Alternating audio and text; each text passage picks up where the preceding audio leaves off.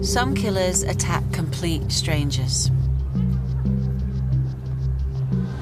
Some target the vulnerable, the young, or the elderly. And some prey on people that they know. There are killers who are inspired by money or by revenge, by sexual deviancy, by hatred. There are opportunists and there are meticulous planners. But what unites these men and women is one simple trait, and it's the most terrifying thing of all. They live amongst us. In our towns, on our streets, in our houses. They're just like the rest of us, but capable of evil. And they could be anywhere. Welcome to Murdertown.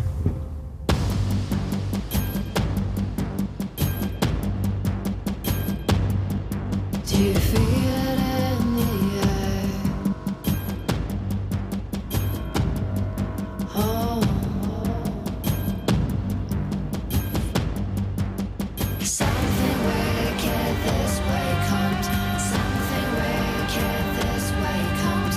Something wicked this way comes. Something wicked this way comes.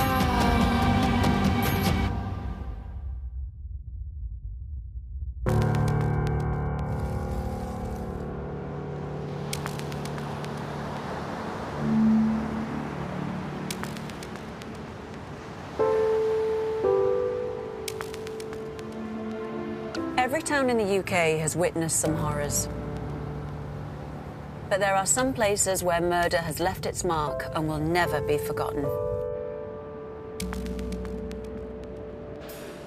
I remember the day when the police confirmed that the 3 deaths were murders, and that obviously caused huge shockwaves. We had a serial killer on the loose.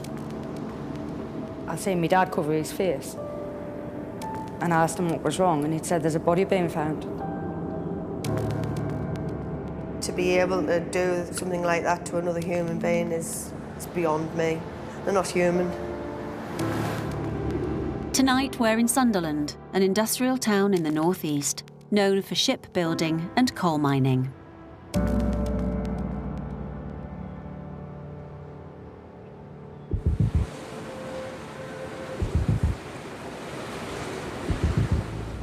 I'm Nigel Green. I've been a crime and investigative journalist for 33 years, and I'm the former crime and investigative reporter at the Sunderland Echo. It's never been a prosperous place. It's always been a fairly tough place, but it was particularly tough in the late 80s and early 90s. There'd been a recent spate of closures of mines, shipyards. There was high unemployment. Obvious consequences of that, like crime, social deprivation, glue sniffing, solvent abuse, those kind of issues that go with that. Although it was a tough place, I can think of very few door knocks that I went out on where people didn't talk to you. People would open the doors to you.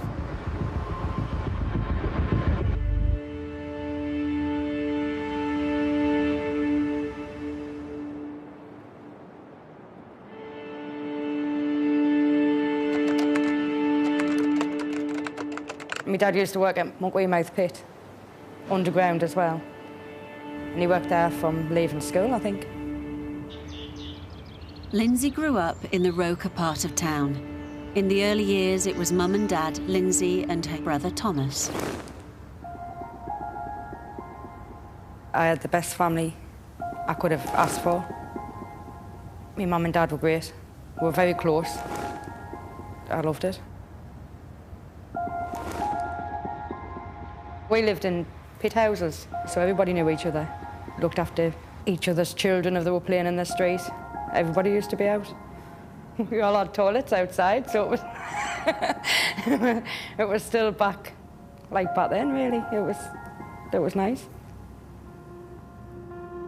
But while the streets of Sunderland felt like a safe place to be, there was a darkness lurking nearby. And in 1993, Lindsay's life was about to change forever. Thomas was He was 18, but he was like a young 18. Everybody loved him. He had a paper round, and people complained when he packed it in at the age of 18 because he used to go and knock on the doors and ask whether they needed anything from the shop, or even sit and talk to them for a little bit.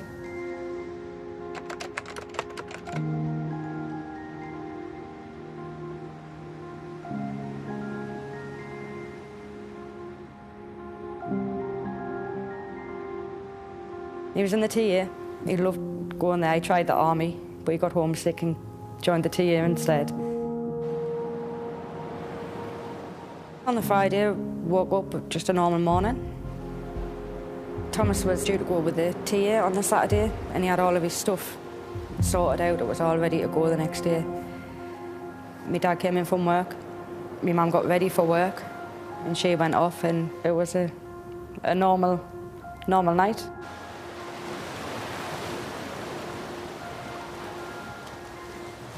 Thomas didn't come home, and that was very unusual. Concerned for Thomas's safety, Lindsay and her mum began checking the likely places he might be. But in the 90s, their efforts were hampered with no mobile phones to call.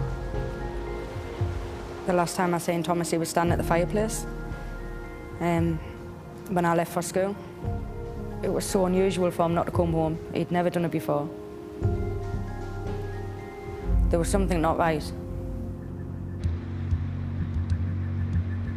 We didn't have a house phone, and we relied on leaving a note on the coffee table if we were going to be late home. There was no note. We thought, oh, he must have went for a drink, maybe. My dad came in from the pub, and when he wasn't with him, we just couldn't understand why he wasn't home. We didn't phone the police because he was 18, and we got told that they wouldn't do anything about it. It's, you know, he's old enough to be going out, even though it was unusual for us, and we were worried. That night we all stayed up all night, waiting, and on the news the next day, I wasn't listening, and I seen my dad cover his face, and I asked him what was wrong, and he'd said there's a body being found.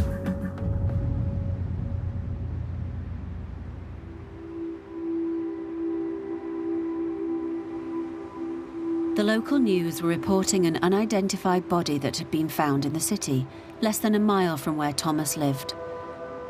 It had been discovered in a fire at a nearby allotments, and with no sign of Thomas all night, his family began to fear the worst. The news gave a number to ring up if anyone was missing. The police weren't very helpful on the phone at all. Just said, we don't know whether it's a male or female. There's just a body being found, and we'll send somebody out to see you. They didn't say, listen, we think this is Thomas. What they did was they decided to use Thomas's house key, what they took off his body, and walk into my mum and dad's house. They obviously thought that was Thomas coming home. But it wasn't. And now the police were there to break the news that Thomas was the body found overnight, just a stone's throw from his home. They believed his death had been self-inflicted and that Thomas had gone to the allotments alone.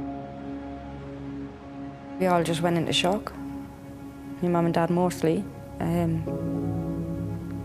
I was 15, I was trying to look after them as well. You got police in and out. They took my dad away for questioning for 8 hours. Come back for me. And then you've got the press hounding you. It was terrible.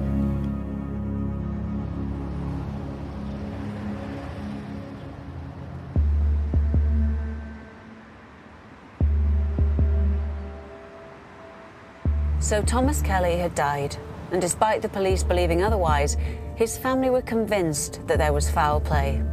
But nobody was expecting what would happen next.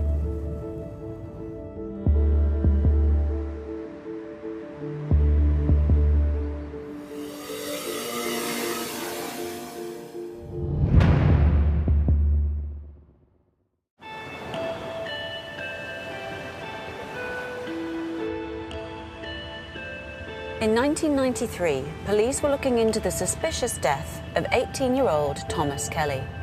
His body had been found in a burning allotment shed close to his home in Sunderland. But while his family believed he'd been lured there and possibly murdered, the official line was that there was nobody else involved.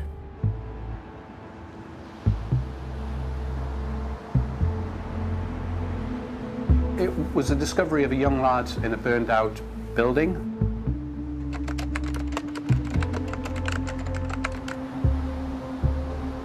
And, you know, sadly in those days, glue sniffers and tragedies like that weren't unusual.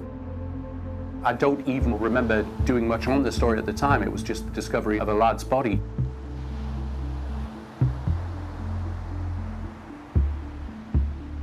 The police had said that Thomas was found in a burning shed.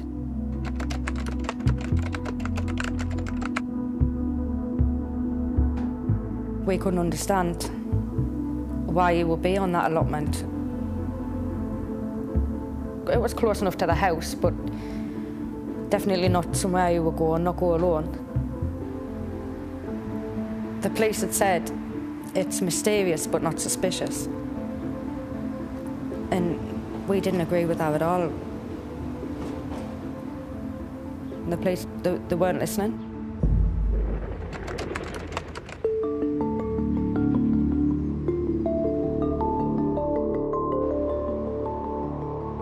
The true horror behind Thomas's death was yet to be fully understood. But Sunderland is a city which has seen more than just one tragic tale unfold.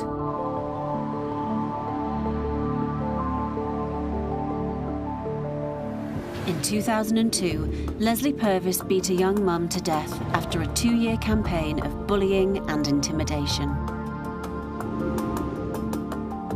And just a year later, Mark Gorringe used a kitchen knife to stab a man to death after a row erupted on the street. Both men were jailed for life. But in 2005, the city would once again host horror on its doorstep. I grew up in the area.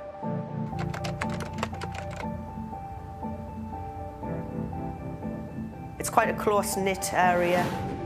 Everybody knew everybody, and I felt safe living there. Dane was 11. Oh, it was lovely. It was no bother. It was so laid back, easy going, pleasant. Everybody knew him round where we lived. He had a lot of friends. He was quite popular. I was 6 months pregnant and we were moving into our new home. And we had a lot of decorating to do, preparing the house, buying baby things. Dane was always coming in with little gifts, little teddy bears. And he was really, really looking forward to having a little brother. Everything was falling into place. Life was very good, and it was a very happy time. Janine had moved into a new home in Maudie Close and was adding the finishing touches. But her joy was about to be interrupted in the worst way possible.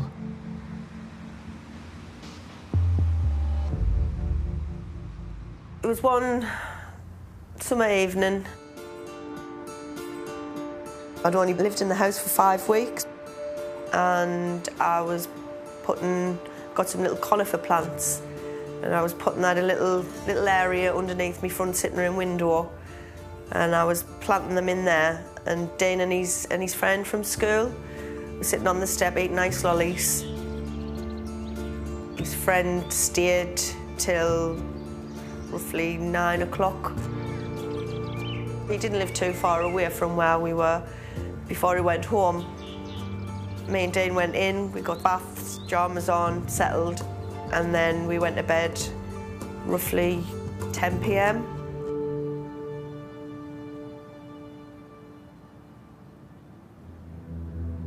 But shortly after 1 a.m, visitors arrived at the property, and they had murderous plans. The initial call came in and it was from a very distressed member of the public saying there was a fire in that premise. That call was ended quite abruptly, but at that time other calls were coming in from neighbours in the street saying there was a serious fire. The crews were out the door when we attended the incident. We had 3 pumps there within 7 minutes.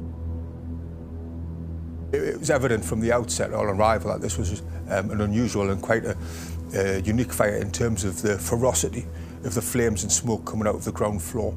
The UPVC door and front window had failed, and the flames were coming out of those very, very forcefully. There was a lot of people in the street because it woke a lot of people, so it's a real scene of chaos that the officers turned up and had to deal with.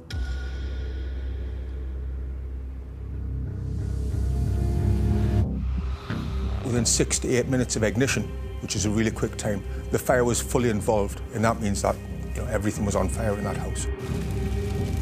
The first crew went in and under really difficult conditions managed to attack the fire on the ground floor and get it under control. We knew that there was still potential persons reported. It's at that time that the crew was directed to go up to the first floor. The difficulty therein was that the stairs had failed. There was no longer stairs there. So the crews called out to get one of our short extension ladders, and they used that to gain entry to the first floor. At around about the time that they were completing a search on the first floor, a member of the public made us aware that there was a body in the back garden. A crew was sent around, and that body was, in fact, an unconscious Janine. Our crews dragged her away from the scene of the fire with the assistance of the public, and we gave her first aid until the paramedics arrived, and she was immediately taken away to hospital. We're still not clear, all these years later, how it was that Janine was blown out that back window. I mean, the pressure of a backdraft, we're talking probably about 1,000 degrees temperature. It's a miracle that Janine survived that.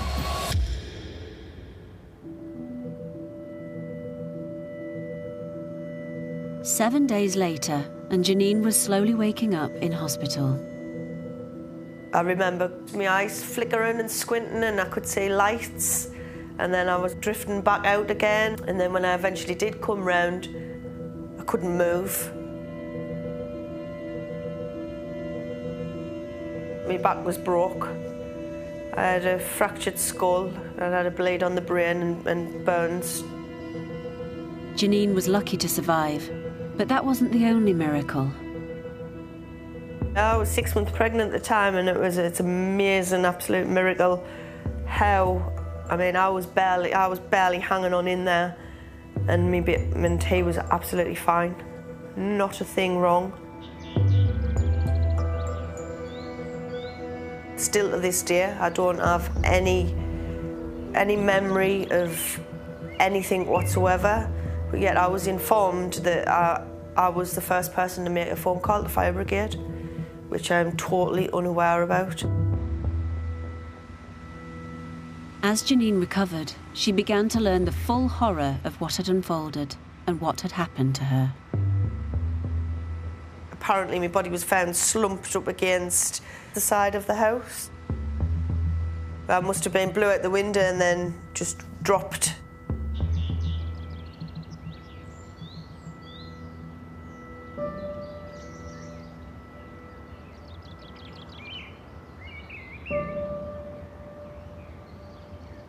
I remember my brother sitting at the side of the bed.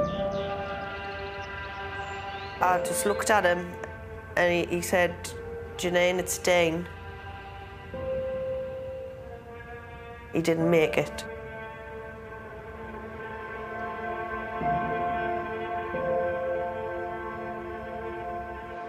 Firefighters had done everything they could, but the fire had given little Dean no chance. Now they were faced with the task of finding out how the fire started and if anyone was to blame.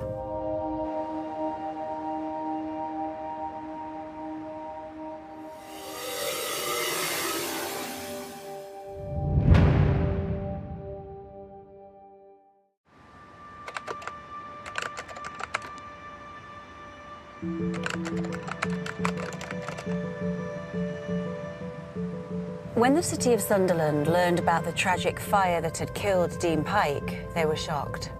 But their disbelief would turn into anger when the details emerged of how the fire started. Janine had gone to bed at around 10 p.m, kissing Dean goodnight. But a fire had taken hold in the early hours and quickly ripped through the building, and investigations suggested the fire was arson. It takes a lot to get a fire to spread like that, and it's an unusual fire. Our focus was working with the police scenes and crimes officers to establish the cause of fire and how the fire had spread. In this circumstance, because of the ferocity of the fire, because of the strong smell of accelerant, because we found some lighter fuel in the garden next door, an empty can of lighter fuel, we immediately centred our search around that front door. The fire service would go far as saying it's been started by an accelerant being poured through the letterbox, and that was the evidence in this case.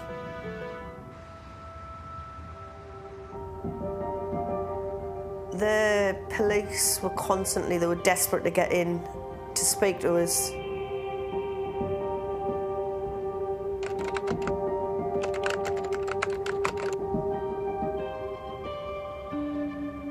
They kept asking me who done it, who have I upset, or who would I think, who had a grievance with me, and I was telling them I didn't know, and I felt that they thought I was hiding something.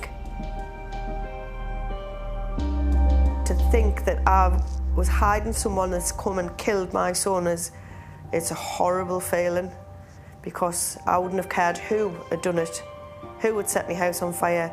I would have gave the name if I knew. You feel there's no reason why anybody should do this to me. Was it really for me? And as police explored all the avenues, they struggled to find a suspect too. It seemed the attack was random, or perhaps intended for someone else.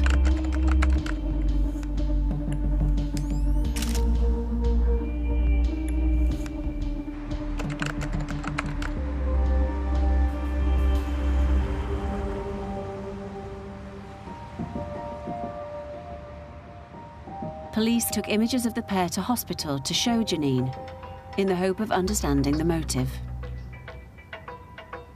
I said I'd never seen them before in my life, and they were saying, "Come on, Janine, how do you know them?" I really don't know who they are.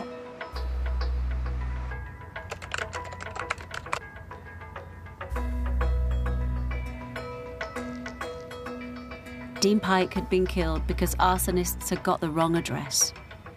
With local tensions heightened, the pair were sent to face trial.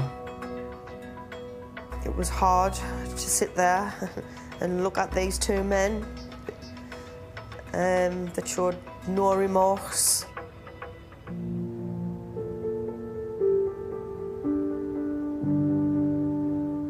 They're just animals. To be able to want to do something like that to another human being is beyond me. How their minds work. They're not human.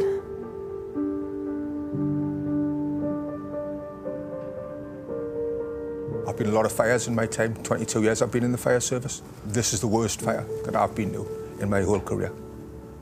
It affected everybody who went to that fire and still does to this day, I know for a fact.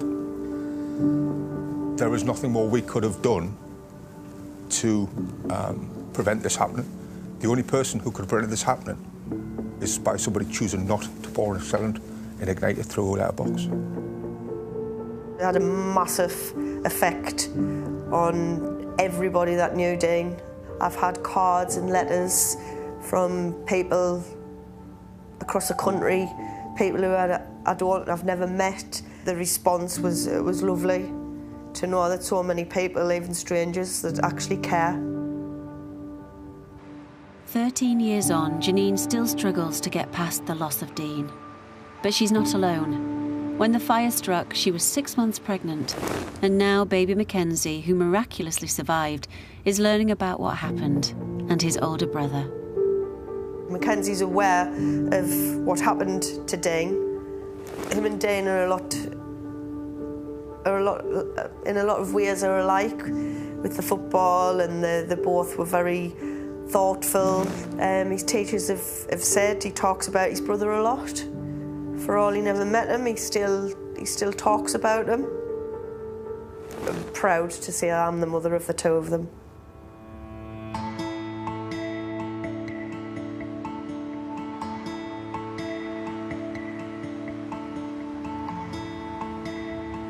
This is the school that Dean attended, and this is a bench that his friends at the school raised the money between themselves and got this bench in his memory.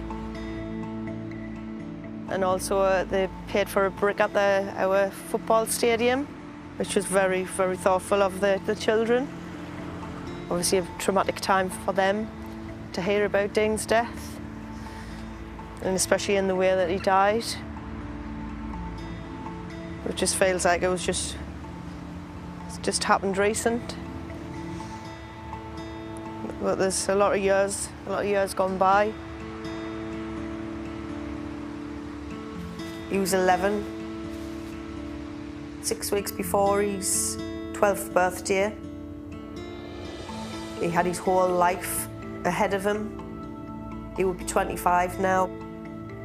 And his life was taken from him, from being in probably the safest place that he ever could be, was in his home with his mum, asleep in his bed, and his life was just taken from him.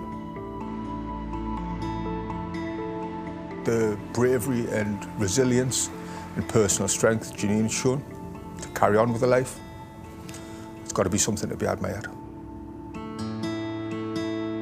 Dean's two killers were found guilty of murder and sentenced to more than 20 years each in prison. But while the city saw justice in that case, resolving the mysterious death of Thomas Kelly would take much longer. Thomas had been found dead in a fire at an allotment in the Roker part of the city. Police suspected he had gone to the allotments alone, perhaps to take drugs, and the fire had been an accidental death. But his family didn't agree.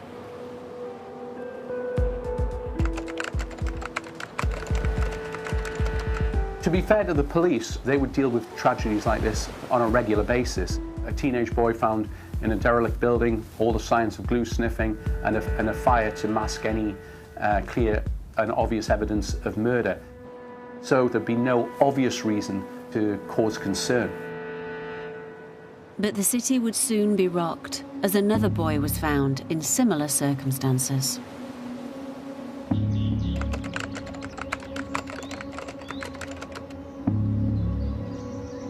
I found out about David Hanson at school.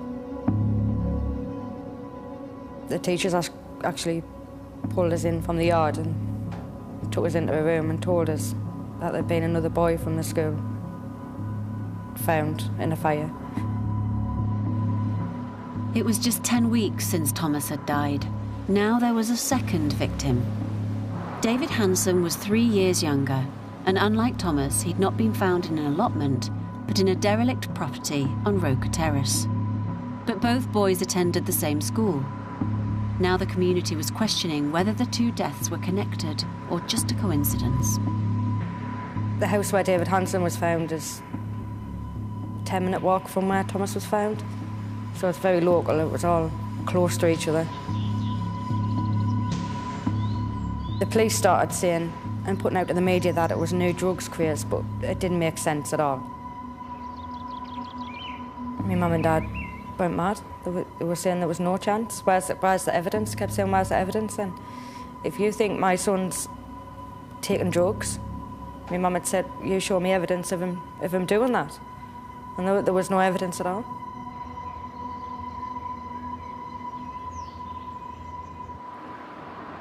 Now there were two deaths with striking similarities. Were these boys really dabbling with drugs? Or was there something far more sinister going on?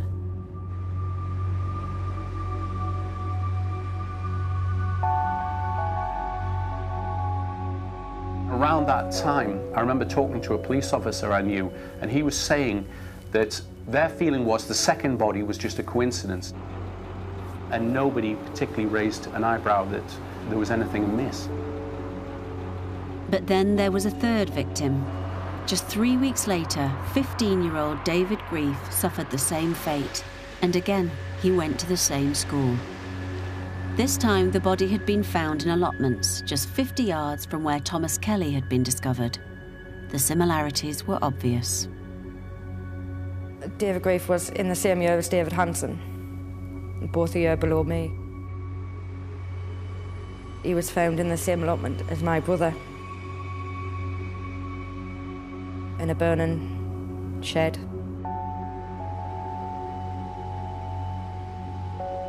The police officer in charge had been on the television basically dismissing the deaths as glue sniffers, and there was a feeling that the families are obviously going to try to bat off and dismiss that allegation. Well, after the third, my mum, she didn't give up her fight. She kept telling them I can't have 3 boys just found. None of them were known as drug takers. There was nothing found in them. Anybody would know that something like that is suspicious. That's not... It doesn't just happen. Someone's done that to them.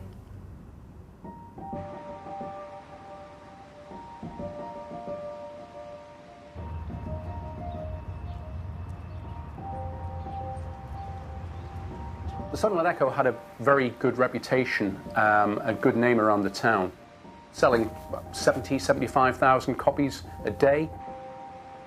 And that was how the vast bulk of people in Sunderland got their news. After the third tragedy, we went down to see the families who were starting to make noise about their sons' deaths. I always say, assume nothing, believe nobody, check everything.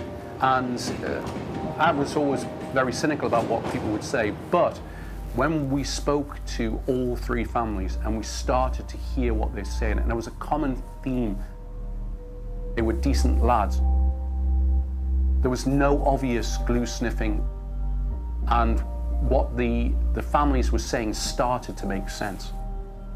And we campaigned for the families and started to carry what they were saying in great depth, and I think forced the police to actually do a much more thorough job on it. Around this time, a new lead detective was brought in, and the investigation took a different direction. The officer who came in, Dave Wilson, was extremely thorough. I'd known him from the days of when he was only a detective sergeant, and he'd worked his way up through the ranks, and he did everything by the book. He was very highly respected amongst rank and file officers as somebody who was extremely thorough and extremely professional. Sunderland had now seen 3 boys die in just 4 months, and nobody was questioning the family's view that this was more than just a coincidence. But when police finally did get to the bottom of it, they were in for an even bigger shock.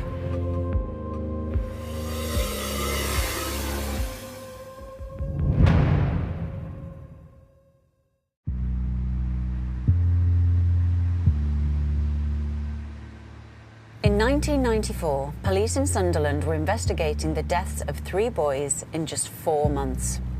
All 3 attended the same school, and all 3 had died in the same part of the city and their bodies found in fires. Now the police were set to make a breakthrough.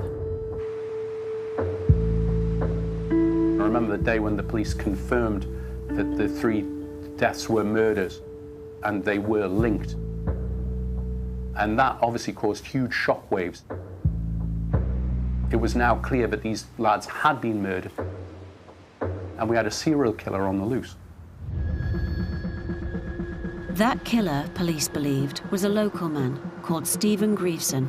He was older, at 24 years of age, but he'd also attended the same school.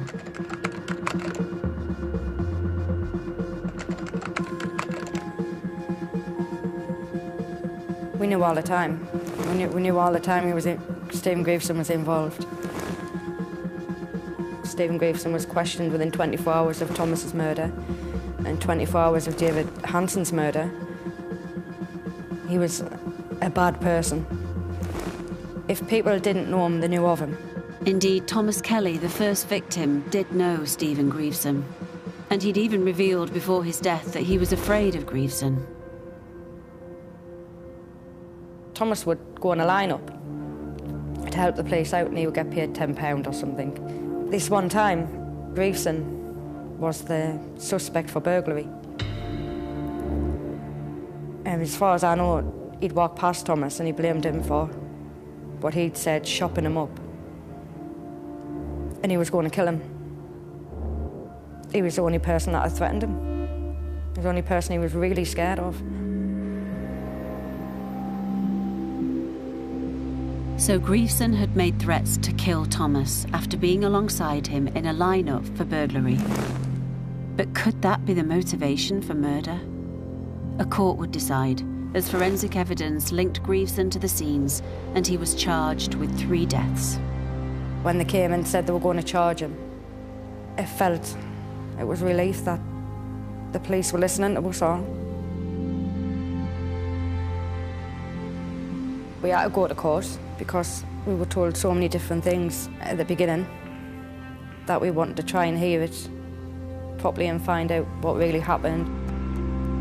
It was our only chance we would get to hear it properly in court. He was denying and pleading not guilty. So I think the trial lasted at Leeds Crown Court for about 5 weeks. He stood there and laughed at us, stuck his fingers up at us, and he thought it was all a big joke. So when that jury foreman stood up and said guilty, I think we cheered. We cheered and then broke down.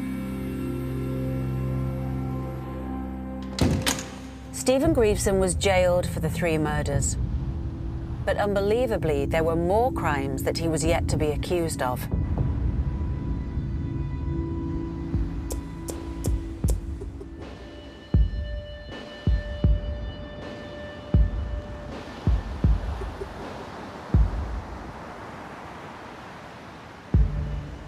We had 5 murders in the week, all high profile. We were run off our feet, as were the police.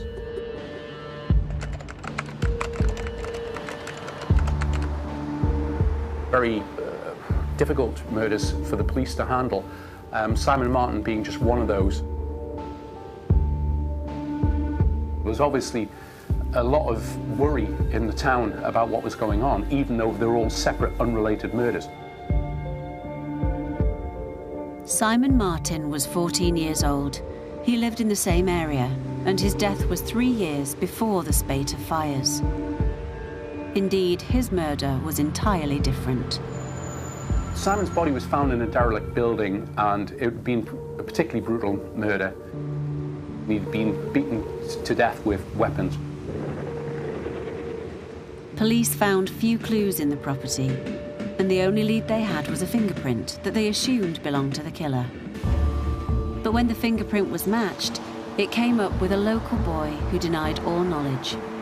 It took a trial before the boy could be cleared, and police had to admit that they got the wrong man. All this meant the murder of Simon Martin remained unsolved until 2012, when a familiar name came into the frame.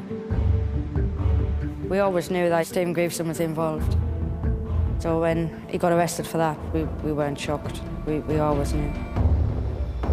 Grieveson had confessed to the police, admitting killing Simon Martin and saying the murder had haunted him ever since. At trial, he was convicted and given a further life sentence.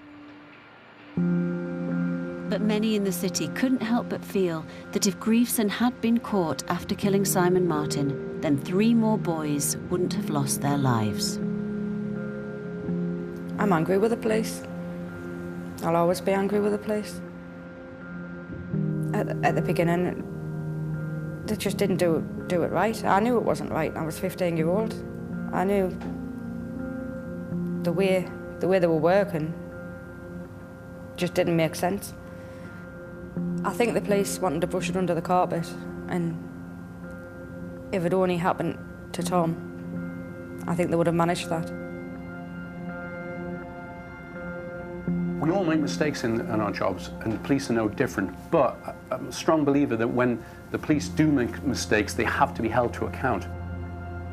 I mean, it's horrendous to think that had the families not got together and quite rightly kicked up a fuss about what had happened and what the police weren't doing, that Grieveson would have got away with at least 2 murders, possibly 3, and he's now been convicted of 4. But who's to say what else that guy has done? The only insight we can get into Grieveson's behaviour is from a letter he penned to the family of Thomas Kelly.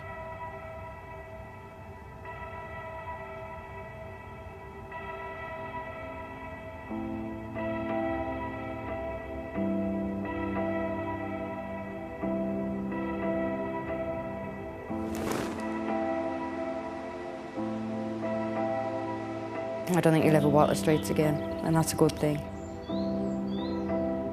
I'm angry that one person can change so many lives.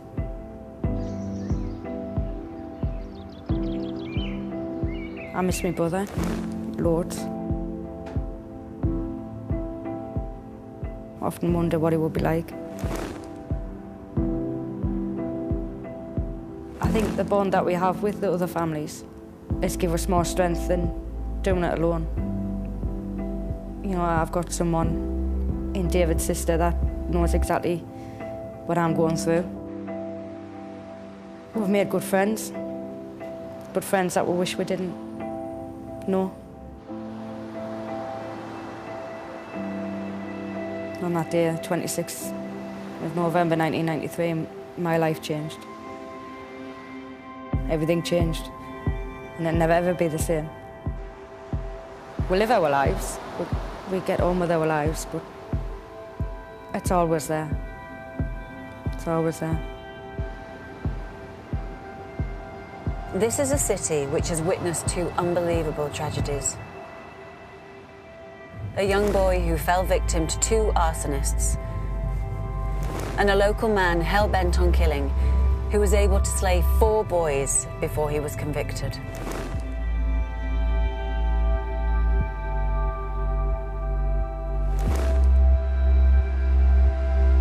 It seems that in this murder town, the pain for those who have lost loved ones will never go away.